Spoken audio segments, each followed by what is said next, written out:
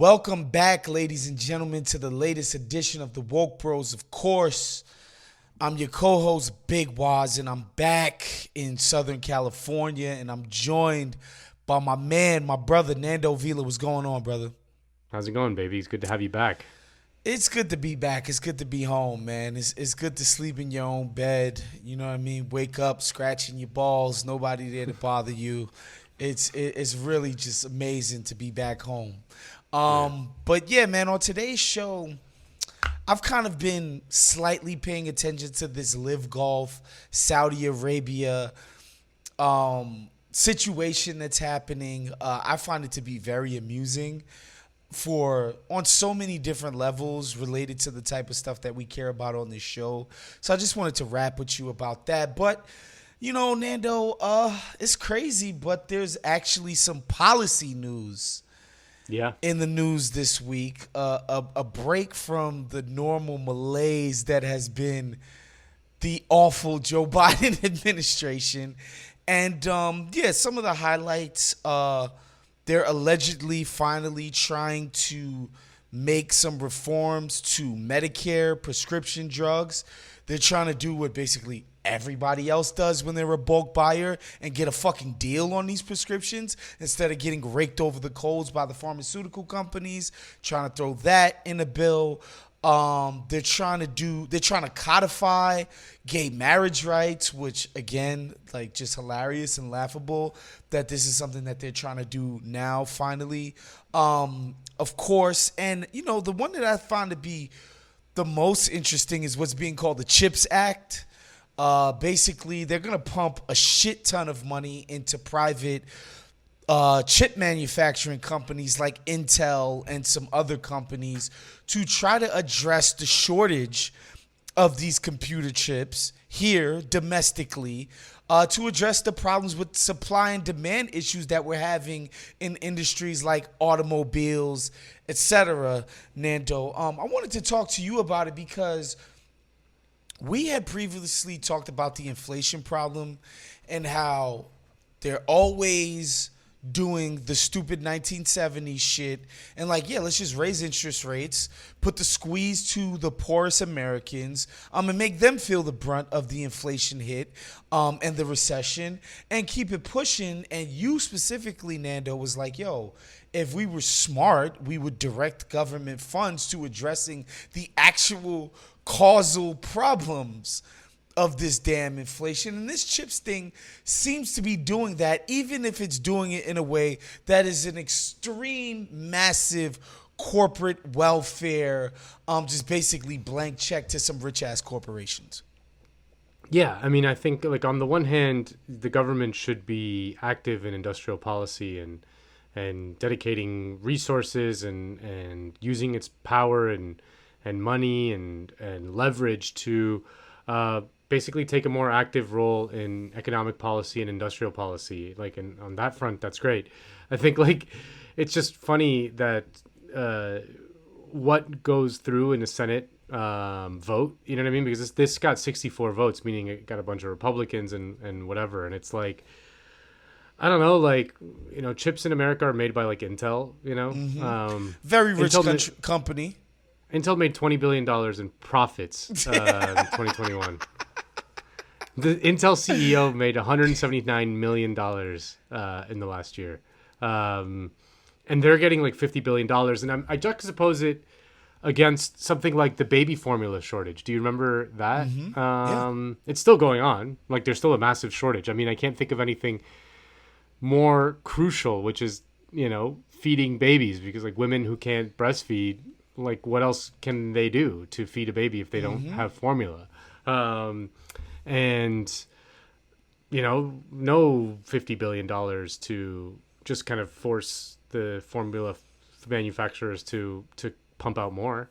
No federal effort to do that. It's funny because, like, this is being framed as a way to compete with China, and, like, all that's true. Like, Yeah. like, it's that it is true. Like, that American chip manufacturers are falling behind technologically and all that stuff to Asian chip manufacturers, and it is wise for government to be active in industrial policy. it's just like those things should be done in an ideal world in kind of more of the way like the New Deal was structured, in which like if you got $50 billion, you needed to have like a unionized workforce, for example, or straight up just the government did it. You know, Yeah, like, there's that too, right? Yeah.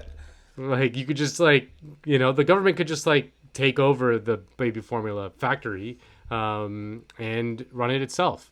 Like when things are kind of necessary like that. So I just like find it kind of amusing that this just kind of sails through the Senate, that when profitable American companies are asking for money from the government straight up, like just a straight up handout for like a $50 billion handout from the government, that sails through. Like it's not even debated. It's not seen as like it wasteful. took no time whatsoever. No. And it's not like, you know, it'd be nice if this was all kind of poured straight into research and development, and there's some of that, and it's like that it would go into the hands of workers, and there's some of that and all that stuff. But like, you know, this is just going to fuel more profit, stock buybacks, all the good stuff that they like to do to line their own pockets. I mean, it's as clear as day. I mean, whenever the government has to spend money to help regular people, it's seen as wasteful. It's seen as like we can't afford it. It's seen as whatever. When it's to fund wars abroad or to literally give Easy. profitable companies and investors money, just sails through. So I want to sort of refer to my man Ben Thompson, Stratechery. You know him from that. He does this really dope podcast called Dithering, where he just talks about tech. And let's be clear, Ben Thompson is not a comrade like you and I. He's pretty capitalist dude. But I was listening to his pod because he's pretty smart about tech. And his thing was like, look, like, generally speaking, I am against this shit. The government just writing a blank check to some huge, poorly ran company, right? Like Intel is a mess. They are a very poorly ran company. They make a lot of money, but they are poorly ran. Like this would generally be a bad idea. However, like this is a clear need, 100%. And essentially, Nando, it's what it is I don't want to quite call it extortion. But it's like, there's a clear need for this. We can address it. So give us money to do it. And give us money on top of what it would take to actually fund it and do it, just for our own pockets. And so, like, yes, a greater good is going to be served here. But in order to do that, these dudes got tens of billions of dollars for the pleasure of getting the country that they get to make $20 billion in profits off of in a year, to get them out of a rut in the supply chain situation. You understand? Like, this is the state of affairs here. Like, we don't need to get into, like, you know, and I would encourage people to go listen to Dithering. Like, he talked about just like the incentives of the tech economy. Like, most of the money is in software. So the best and brightest people don't want to get into the hardware game. Like, they go straight to software because, you know, you're more flexible in your opportunities and making bread. And so, like, the hardware shit is very underserved sector of that business and that industry, right? And so for the government to come in and buy equipment and put people to work doing this shit, like, that's going to make a material difference. Yeah. 100%. But like, at what fucking cost, man? Like, these dudes just get to just extort us, period. Yeah. Well, the other little wrinkle in this whole thing is that it's also very important for the U.S. military to have domestic chip manufacturers be at the cutting edge. You know, like, the American chip manufacturers are falling behind in terms of, like, its high tech. Like, for what reasons that you discussed, you know, that a lot of the top guys are going to Facebook instead of, you know, Intel or whatever. But this is also like, don't get it twisted. This is also like just a huge just like, you know, U.S. military boondoggle. Like, they just, you know, they want to have their chips in America. We don't want to get our shit from China. Yeah, facts. No, can't do that. Can't do that. You know, when you really need them, you're gonna need chips to fly all those fancy planes and shit. So, yeah, I mean, and it's funny because, like, you know, all these modern cars now are so chip dependent. Like, I don't know about you, Wos, but I'm like a total car Luddite. Like, same. I don't know. I need to put my key into a keyhole. You know? You one of those? I'm one of those. I don't like a floating key in my car. I need to stick it in the keyhole. And Take it out when you're done. Turn the car. Yeah, all these cars run on like computers instead of just like Bro, the gears. You know, like the perfect example of this, Nando. I remember the first time getting in a car that used the Apple Play function. Oh, yeah. And just being appalled, like, wait, hold on, my text is just gonna come up. Yeah, they're just popping up. Like, yeah, this is insane. This is ridiculous. If the wrong company, you can get in a lot of trouble, bro. Now I hate getting in the cars that don't have it. I just love it so much. It's just so convenient. Just go from Waze to Messages to this to Spotify. I just love it so much. And it's so clearly what the problems are with this entire idea, man. Like, of just, it's so convenient. Everything is just right there. Which means it's just right there to be stolen. Everything all at once. It's just crazy how these things work on our minds. But yeah, I just thought the chip thing was a fascinating little wrinkle to what Biden is trying to do. Yeah, bipartisanship, dude. Very bipartisan. They love it. You know, they love giving money to companies. It's just insane, the type of shit we can't get funded. And look, $50 billion is, to the behemoth that is the American state, it's nothing. It's a drop in the bucket. But just imagine the kind of programs for regular everyday people. Even if you did the ridiculous mean testing that the Democrats are obsessed with, like, so much could be funded by this and just won't be. Yeah. No. I mean, $50 billion could help a lot of people. Like, if it was put towards, I don't know, something like food stamps or whatever, like that. Or homelessness, like $50 billion for homelessness, like a federal housing homeless initiative. And I just saw there's a legislation coming out in Miami today, where I'm from. So I grew up on an island in Miami that between the island that I grew up in and the mainland, there's another island. So you go on a bridge to one island, and then there's another bridge. On that middle island, they're passing a law today in Miami to just move all the homeless people there. Jesus Christ, man. You know, in like just a giant encampment.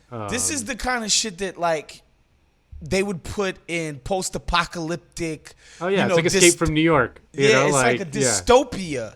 Like they would put this in a movie that was like the world had ended, but no. This is just 2022 in the United States of America. So yeah, folks, just look out for that. Joe Manchin is allowing Joe Biden to do his job again. And just crazy. Anyway, I wanted to get into this LIV Golf thing because like the technicalities of what the PGA Tour is, and how it's an outside entity from the majors, which is all anybody really cares about anyway, and where LIV Golf fits into disrupting that paradigm for the PGA Tour and all of that stuff. You just need to know this. The Saudis have a wealth fund. They're funding all kinds of things because essentially they want to be the next Dubai. Basically, and they have an understanding that, like, when you are one of these rich, wealthy countries that matter, you have shit like art that you pay $400 for shit that's allegedly an original Leonardo da Vinci, can't actually be proven, but you pay $400 million for it anyway. You buy a club like Newcastle, and you freaking fund your own golf league where you pay PGA golfers, Nando, and they're giving, like, Phil Mickelson, I think, got $200 million or something crazy, like $100 million. They've earmarked $2 billion for this thing, which again, in Saudi oil money is like literally chump. It's literally nothing. No, like literally, it's not a thing in Saudi wealth terms. And it's headed by Greg Norman, the Shark, a famous golfer, whatever. And I'm just fascinated by all sides of this because there's nobody to root for here, Nando. Like, I don't root for Phil Mickelson to go out and get more millions, hundreds of millions. This is a guy who's earned literally probably upwards of like $300 million in his 20-something year career. Same for the rest of the guys that have signed up. I don't root for the Saudis to sort of whitewash their image, and I definitely don't root for the fucking PGA Tour. who basically, Nando, they've come out and said, like, basically, like, LIV is going to be a disruptor of the tour and its place within the ecosystem of professional golf. And this is fucked up, Nando, because LIV, these golfers, they're getting in the business with the Saudi government, Nando. And these guys have human rights abuses. Women just got the right to drive. LGBTQ, there are no rights to speak of there. The fucking war in Yemen, bro. Like, this is bullshit. They killed Jamal Khashoggi. Like, this is bullshit. This is not coming from some, like, LIV nonprofit activist situation. The fucking PGA Tour, like, when you look up Good Old Boys Network in the dictionary, it's literally every single board member of the PGA Tour. They defined Good Old Boys Network. Yeah. And these are the criticisms they're levying against the people who have joined up with LIV Golf, Nando. I mean, it reminds me a little bit of the whole fracas about the Super League, and that there's no real, like, heroes in this whole thing. I mean, it's basically like, I mean, what are you gonna, like, support FIFA and UEFA against? That's ridiculous. They're But who's more corrupt I mean, I do find FIFA? the Saudi kind of, the amount of money that the Saudis have is, like, unfathomable to us regular folk, and it's just so funny that they've identified sports as this kind of easy target where what amounts to them as, like, almost nothing is just huge for a certain type of sport. I mean, there's obviously this thing going on with golf, but there was a funny situation like about a month ago where the F1 Grand Prix went to Saudi Arabia. There was the Saudi Arabian Grand Prix. And, like, right before the race was about to start, like, there was a massive explosion because a missile from Yemen, like, landed right next to the track. And, like, all the drivers were freaked out. And they were like, wait, I don't know about this shit. And there was, like, a literal war going on just down the street across the border. And then obviously the Newcastle thing and whatever. And I get the sense that the Saudis, MBS, like, overplayed his hand with the Khashoggi thing. Mm-hmm. And for, like, a while, the West was like, yo, we can't, like, they weren't going to do anything, like, meaningful about it, but there was, like, a little bit more of and then I've noticed, like, in recent weeks, there's been a spate of articles, like, The Atlantic ran a piece in which they quoted Khashoggi's widow, and in which she says, like, he would forgive MBS, like, Khashoggi would forgive him, like, she had to get some money. Somebody gave her some money, yeah. Like, I'm just quoting from the piece. He's like, what would Khashoggi himself think about MBS? Quote, he would forgive him, Khashoggi's widow, Hanan Aladher Khashoggi, told me last month. I asked her to say that again. Forgive his own murderer, the guy whose goons chopped him up into little pieces? She thought it over and continued sobbing. Forgiveness in our religion is something great. I sense, like, and then Max Boot wrote in the fucking Washington Post that, like, MBS, he's doing some good things. And it's like, bro, he literally murdered your colleague. Yeah. Like, murdered your fucking coworker. And if where I'm from, you know what we would call Max Boot? A bitch-ass nigga. Yeah. And wait, Wos, I'm going to send you a Twitter link. Did you see this video of the new Saudi Arabia city initiative called The Line? Yeah, I peeped it. Oh my God, that's incredible. Insanity. And then they're rolling out the PR campaign for all this shit. And sports is obviously, like, a huge way for them to do it. Can I just say something related to that? This is how I know the sports shit works. I think about a place like Cleveland, Ohio, where all my life, fucking the Browns, the Cleveland Indians, the Cavaliers, Ohio State Buckeyes, which is not in Cleveland, it's in Columbus, but you get the gist. Yeah. I'm like, yo, this is like one of the major big American cities. This is a city that matters. This city has prestige. They have several sports teams. They have a bunch of fans. They blah, blah, blah. Like, then I went to Cleveland and was immediately disavowed of such notions. And that's what's happening when you do this kind of stuff related to sports. Yeah. Yeah. No, I mean, dude, your boys at Man City. You know, they're owned by Abu Dhabi. And it's been nice for them. It's been nice for them to have, by the way, the world's most well-run club. Hanging out with some friends from London a few weeks ago, and to hear them talk about Northern England people, I will not soon forget it. Like that experience of listening to them talk about people from places like Manchester was eye-opening, to say the least. It's like when in the reverse, like in Lock, Stock, and Two Smoking Barrels, where the two Liverpool guys, like they have a totally different accent, or they're like, look at all them fucking southern fairies, Fantastic. But yes, continue. That's great. Yeah. No, but I mean, that shit works. Mm-hmm. Like, in the long run, it works. Like, there's like a brief little like flutter that people kind of get used to it, and it's a huge way to build up your prestige and a huge way to exercise your soft power. I mean, if Saudi Arabia can run Newcastle as well as Abu Dhabi has run Man City, let's hope that they don't. It's gonna be nice. Man it's gonna be nice for them. For the sake of Man City, let's hope that they don't. But yeah, like it's easy to see how this works. And then, just for PGA Tour, like just the idea that American individuals should not want to go out and earn literally, like, we throw the word generational wealth out, but like if you get $100 million, your family will literally never go broke.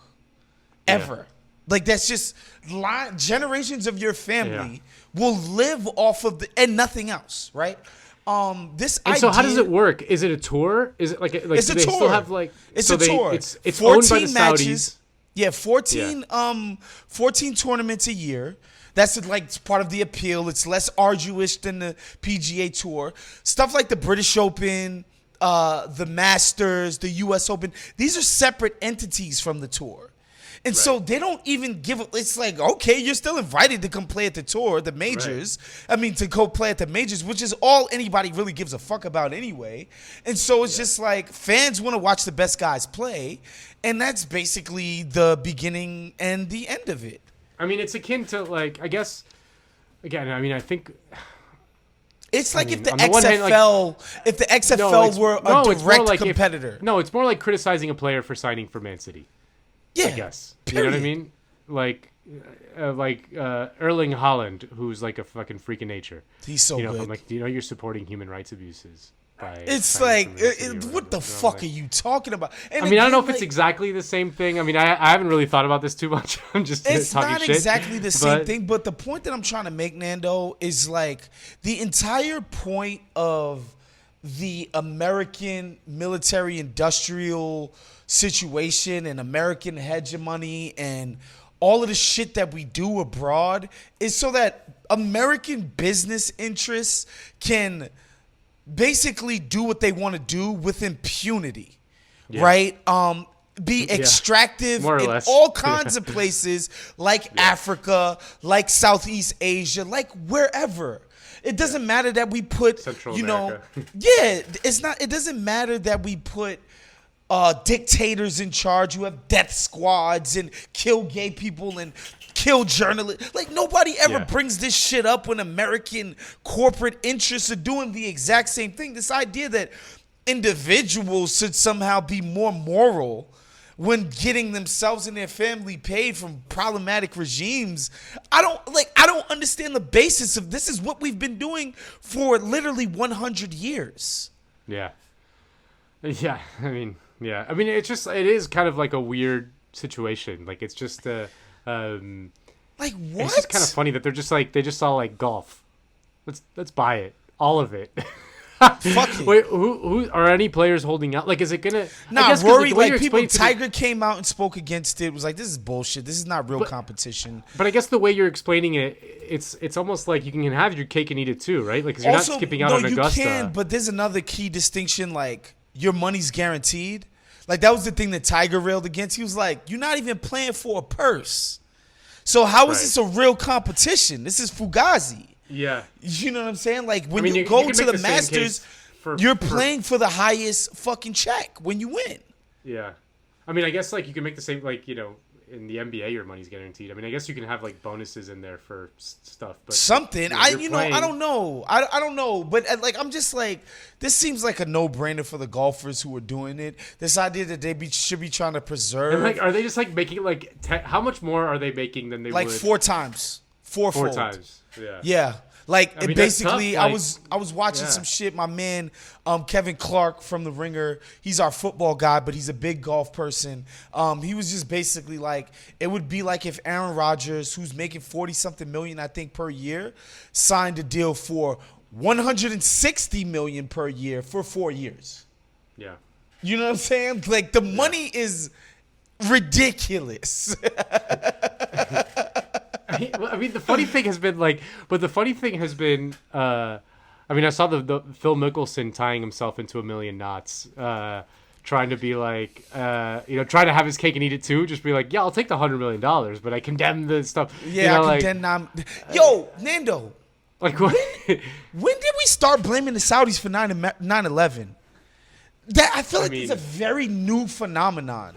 Well, it's because of the. I mean, it's always been kind of relatively obvious. I mean, 15 of the 19 hijackers were Saudi, but including Osama bin Laden is Saudi. Yeah, but the real kind of smoking gun was when they unredacted the whatever amount of pages that were from the 9/11 report that described the Saudi involvement in 9/11 that they fucking redacted for, like, you know, 20 years. To the point where now it's undeniable. I mean, if you know, like, after 9/11, there was the 9/11 report, which was like a huge government investigation into what the fuck happened in 9/11. In the middle of that report, there's like 20 pages or something. I forgot how many pages, like a significant amount of pages, just fully redacted, you know, like fully blocked out. And it was that just described the involvement of very high officials in the Saudi government, the Saudi ambassador in the United States, like all manner of shit in, like, very clearly planning and executing 9/11, which is just hilarious that was redacted. You know, like, it gives away the game right there. It gives away the game in the sense that, like, the Bush regime did everything that they could do to ensure that Saudi was never seen as being part of the attack, and they advocated for wars against 2 whole different countries for the attack. Like, not 2 countries that aren't Saudi, bro. Yeah. No, it's wild. I mean, it's one of those things that, like, we've just, like, absorbed, but, like, when you stop and think about it, it's, you know, insane. It's like, wild. And that's why it's like, you know, to watch people. But you know, like, they more or less, dude, the fucking Saudi. Okay, there was. Last year, there's a hilarious tweet where last year, something Trudeau, the Canadian Prime Minister, did something to, like, you know, piss off the Saudis. Like, I don't know if he, like, imposed some sort of tariff, or he said something about like, something that pissed them off, and the Saudi government tweeted something like a picture of 9/11 and was like ... like to Canada. You know what I mean? Like, let me find this. Canada 9/11 tweet. Oh God. Yeah. Okay. Here we go. Okay. Please look at this. Saudi Arabia state media on Monday tweeted a graphic appearing to show an Air Canada airliner heading toward the Toronto skyline in a way that recalled the September 11th attacks. It's just perfect. It's just perfection. Yeah, it was a tweet from the official Saudi government Twitter account, and it said, as the Arabic saying goes, he who interferes with what doesn't concern him finds what doesn't please him. Hashtag Saudi Arabia, hashtag Canada. And it's a picture of the Toronto skyline with an Air Canada plane heading toward, like, the Toronto Needle. Oh, my God, man. And it's sticking one's nose where it doesn't belong. It's amazing. Yeah, that is just basically, we did 9/11 to and your we'll do it again. to the south, and we'll do it again. Just incredible stuff. What a fucking time to be alive, bro. Just wild shit. Anyway, that was our show for today. Make sure You're checking out the LIV Golf tournaments. I don't know where you can even watch this shit. I wonder what type of broadcast partners even have the stones to touch this thing. So they'll just stream it, you know? Like, you just stream it, baby. Yeah, just stream that joint. Stream it on YouTube. Fuck it. They don't care. Yeah. They don't need actual partners for money to recoup on all of this. They're like, fuck it. No, you just do a fucking, just give it away for free on streaming. Make sure you're checking out all our other Count the Dings products. Become a Patreon at patreon.com/Count the Dings. We'll see you guys next week. Peace.